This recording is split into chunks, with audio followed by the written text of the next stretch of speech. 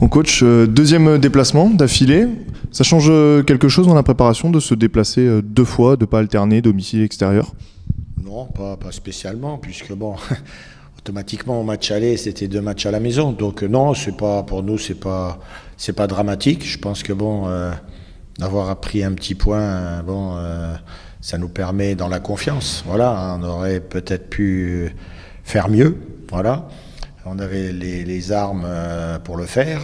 Mais en deuxième mi-temps, du côté où on attaquait, on n'a pas été vernis puisque bon, le terrain était inondé. On a eu quelques contres très intéressants. Malheureusement, le ballon s'arrêtait dans l'eau à chaque fois, donc on n'a pas pu en profiter. Mais bon, ce deuxième match à l'extérieur nous permettra d'essayer de continuer. Je pense que bon, l'équipe est en progression, ça va de mieux en mieux. Bon, maintenant, comme tout le monde le sait, hein, c'est le classement et naturellement c'est la première victoire qui nous manque pour que ce travail soit récompensé. Justement, il y a eu beaucoup de changements dans cette composition à Ajaccio, il y a eu beaucoup de recrues, elles ont apporté dans des conditions, vous l'avez dit, difficiles. Ça redynamise le groupe aussi, apporter de la concurrence à des postes où il n'y en avait pas forcément et avoir ces nouvelles têtes qui arrivent, pleines de confiance pour la plupart. Ça existe, oui, dans les deux sens. C'est-à-dire que, d'abord, ce sont des joueurs qui ne connaissaient pas la défaite. Hein. Pour certains, ils cherchaient un boulot. Pour d'autres, étaient dans des clubs où ils ne jouaient pas beaucoup. Donc, ils ne connaissaient pas notre situation. Et puis, deuxièmement, ça va amener naturellement une concurrence encore plus importante. Parce que, les joueurs, naturellement, qui arrivent, on pourrait, entre parenthèses, considérer que quand ils arrivent, ils peuvent être titulaires. Mais bon... Vous savez, c'est pas parce qu'on les a choisis avec Jean-Marc automatiquement ils seront sur le terrain. Il faut qu'ils le montrent au quotidien à l'entraînement.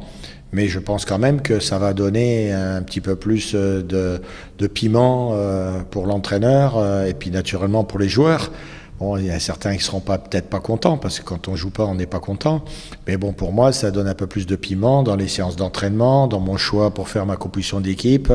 Donc, il y aura une concurrence beaucoup plus accrue. Et donc, c'est vrai que de ce côté-là, ça devrait normalement améliorer notre effectif. Justement, est-ce qu'on peut faire un petit point peut-être sur le groupe qui va faire ce déplacement? Est-ce qu'il y a des blessés, des absents et des joueurs qui sont peut-être de retour? Écoutez, c'est que en ce moment, vous savez, il y a pas mal de petites maladies, hein, comme la grippe et comme les gastro qui traînent. Donc, il ne se passe pas une journée sans qu'un joueur soit malade. La semaine dernière, c'est Zouaoui qui a été blessé, malade. Après, c'est Moulet qui était malade aussi. Donc, voilà, cette semaine, de début de semaine, on a Enzo... Anthony Ranieri qui était malade aussi. Il y a lui qui est tombé malade aussi, m'a appelé cette nuit. On avait aussi des problèmes avec Anto Ousfane. Donc on n'a pas tous les jours les joueurs à l'entraînement. Donc c'est vrai que pour l'instant, pour moi, ça me pose un petit peu des problèmes pour ma composition d'équipe parce qu'on est déjà mardi. Et quand certains joueurs ne sont pas là une journée ou deux, ça met un petit peu en péril le reste. Donc je vais attendre jusqu'à demain matin et puis on fera un choix pour le déplacement de Bourg. Ce déplacement, justement, il est capital pour lancer cette série qui maintenant devient primordiale. Pour moi, ils sont tous importants. Hein. Je pense que c'est vrai quand on regarde un peu ce qui nous attend.